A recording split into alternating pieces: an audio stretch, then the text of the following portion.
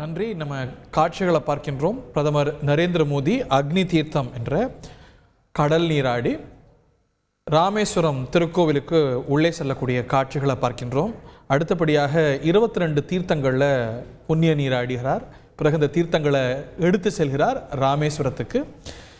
இந்த மரபு ராமேஸ்வரத்துக்கு யூனிக்கானது இல்லையா? இந்த 22 தீர்த்தம் அப்படிங்கிறது இன்னொன்று சொல்லப்படுவது உண்டு. இந்த 22 தீர்த்தம் என்பது ராம பானத்தை குறிக்கக்கூடியது அப்படின்லாம் சொல்வது உண்டு. இந்த தீர்த்தங்களுடைய மகோன்னதம், அதாவது நமது கலாச்சாரத்தில் நீங்கள் எந்த ஒரு க்ஷேத்திரம் போனாலுமே தலம், தீர்த்தம், மூர்த்தி, இந்த 3 சிறப்பு.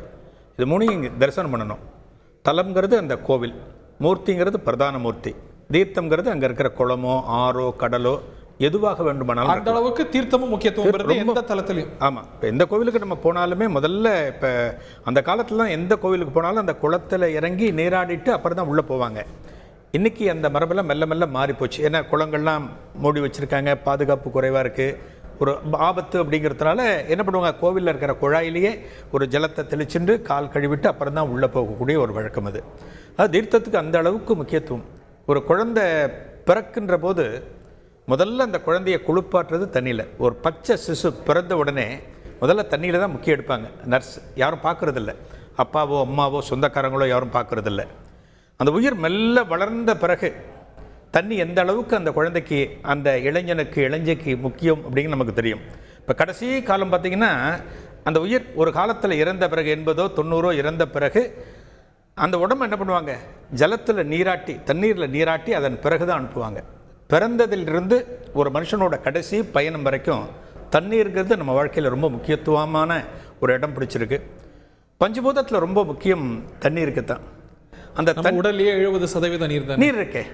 பூமியும் அப்படி தானே. தண்ணி இல்லாமல் ஒன்றும் பண்ண முடியாது. உள்ளியும் தண்ணி, வெளியும் தண்ணி, தண்ணி இல்லாமல் ஒன்றும் பண்ண முடியாது. அதனால தான் காசியில் நீராடுறது, காவிரியில் நீராடுறது, தாமிரபரணி நீராடுறது, இதெல்லாம் ரொம்ப சிறப்பாக சொல்லப்பட்டிருக்கு. இன்றைக்கும் அதான். இப்போ காசியிலேருந்து ராமேஸ்வரம் வராங்கன்னா இங்கே அக்னி தீர்த்தத்தில் நீராடுவாங்க. இங்கே தமிழ்நாட்டில் இருக்கிறவங்க, தென் தமிழகத்தில் தென்னாட்டில் இருக்கிறவங்க காசிக்கு போய் அங்கே கங்கையில் நீராடுவாங்க. தீர்த்த நீராடல்னு ரொம்ப பிரசித்தியாக சொல்லப்பட்டிருக்குது.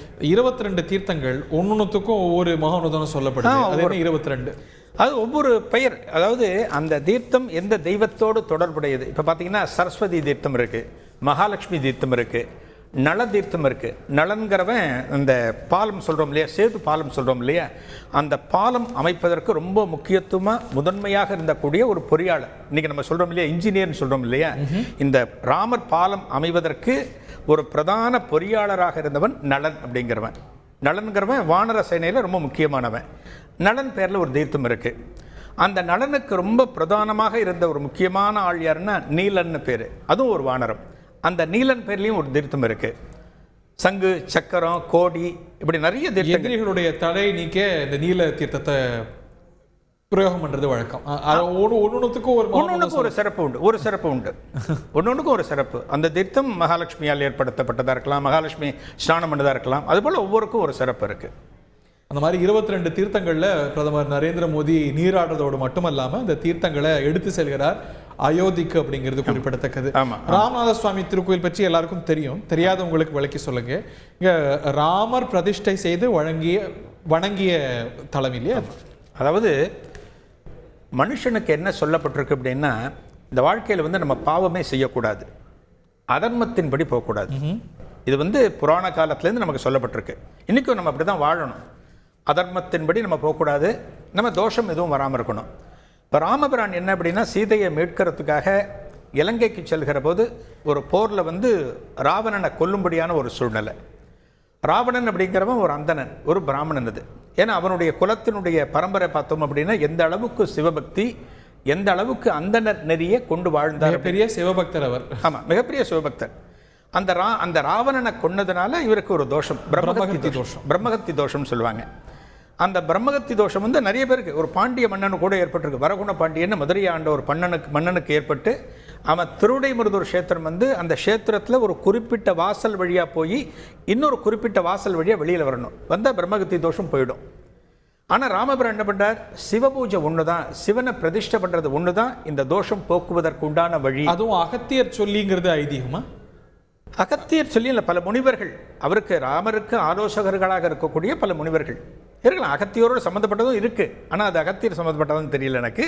பல முனிவர்கள் சொல்லி அந்த லிங்கத்தை பிரதிஷ்டை பண்ணணும்னு பார்க்குறார். அப்போ லிங்கம் உடனே வேணும்னா பக்கத்துலேயே கூட இருக்கிறது அனுமர். எதாக இருந்தாலும் நமக்கு தளபதி யார் இருப்பாங்களோ அவங்ககிட்ட தான் நம்மளோட ரெக்யர்மெண்ட் தேவை என்னன்னு சொல்லுவோம். ராமன் சொல்கிற போது உடனே கிளம்புறார். அது 2 விதமாக சொல்லுவாங்க. காசிக்கு போனான்னு சொல்லுவாங்க, கைலாயத்துக்கு போனான்னு சொல்லுவாங்க. 2 இடத்துக்கு போனான்னு சொல்லுவாங்க. அது கைலாயம்ங்கிறது கிட்டத்தட்ட பொருத்தமானது. கைலாயத்துக்கு போய் ஒரு லிங்கத்தை பெயர்த்து எடுத்துகிட்டு வர, அவர் எடுத்துகிட்டு வரதுக்குள்ளே அந்த முகூர்த்தம் சொல்லுவாங்க இல்லையா, எதுக்குமே ஒரு நல்ல காரியம் அப்படின்னா இந்த டயத்துக்குள்ளே பண்ணணும்னு இருக்குது. அதுக்கப்புறம் வேலை மாறி போயிடும், அசுப காலம் ஆகிடும். அதுபோல் ஒரு அசுப காலம் நெருங்குகிற வேளையில் இன்னும் அனுமன் வரல அப்படிங்கிறதுனால என்ன பண்ணுறாங்க, சீதை ஒரு மணல்லையே ஒரு லிங்கத்தை பிடிச்சு அந்த லிங்கத்துக்கு வழிபாடு பண்ணி ராமபிரான் ஆரம்பிக்கிறார். அப்போ தான் அனுமன் கொண்டு வந்து அந்த லிங்கத்தை பக்கத்தில் வைக்கிறார். அந்த மணல் லிங்கம் தான் இன்னைக்கு ராமலிங்கமாக, மணல் லிங்கம் தான் ராமநாதர்னு பேர். அவர் தான் ராமநாதர். அதில் என்ன சொல்லுவாங்கன்னா, பல பேர் மணலில் இருக்கக்கூடிய லிங்கம் எப்படி அபிஷேகம் பண்ணி கரையாமல் இருக்குது அப்படின்னு சொல்லி பல பேர் கேள்வி கேட்பாங்க. அதுக்கு வந்து பாஸ்கர ராயர்னு ஒரு பெரிய ஒரு மகான் இருந்தார், ஒரு 400-500 வருஷத்துக்கு முன்னாடி. இந்த பாஸ்கர ராயர் காலத்தில் இந்த டிஸ்பியூட் வந்தபோது அவர் என்ன பண்ணுறாருன்னா, ராமேஸ்வரத்துக்கே போய் மணலை விட தண்ணீரில் எளிதில் கரையக்கூடியது உப்பு. அதனால் நான் உப்பில் ஒரு லிங்கம் பண்ணுறேன், என்னோட மந்திர சக்தியால் அந்த உப்புக்கு நான் அபிஷேகம் பண்ணுறேன், அது கரையாமல் இருக்கான்னு பாருங்க அப்படின்னு சொல்லி ஒரு உப்பினால் ஒரு லிங்கம் பண்ணுறேன். லிங்கம் பண்ணி அதுக்கு அபிஷேகம் பண்ணுறார். அது கரையலை. அந்த லிங்கம் இன்றைக்கும் இருக்குது. அப்போ அவர் சொல்கிறார், ஒரு உப்பினால் பண்ண லிங்கமே கரையலை அப்படின்னா சீதாதேவி எப்பேற்பட்ட பத்தினி. நமது தர்மத்தில் என்ன சொல்லியிருக்குன்னா, ஒரு பத்தினியோட வாக்கு எந்த ஒரு காலத்திலும் பொய்க்காது. ஒரு பத்தினி என்ன சொன்னாலும் அது அப்படியே நடக்குமா. நீ நல்லா இருந்தா நல்லா இருப்போம், அந்த வாக்கு பொய்யாகாது. அப்பேற்பட்ட சிறப்புகள் உண்டு. அந்த சீதாதேவி தன்னோட கையால் ஒரு லிங்கத்தை பிடிச்சா அது எப்படி கரையும் அப்படின்னு மக்களுக்கு நிரூபித்தார். அதாவது விஞ்ஞானம் வேற, ஆன்மீகம் வேற.